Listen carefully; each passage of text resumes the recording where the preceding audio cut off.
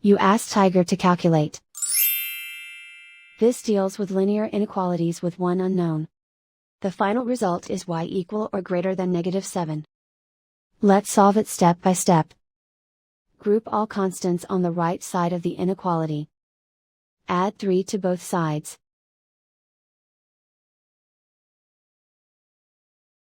Simplify the arithmetic.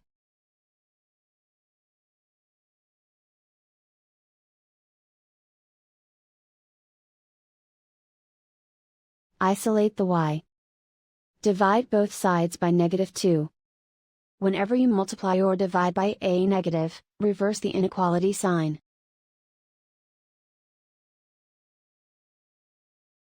Cancel out the negatives.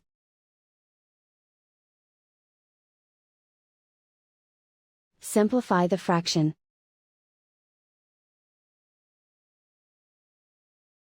Move the negative sign from the denominator to the numerator.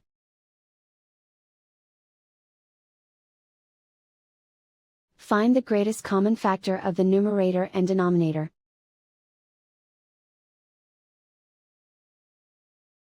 Factor out and cancel the greatest common factor.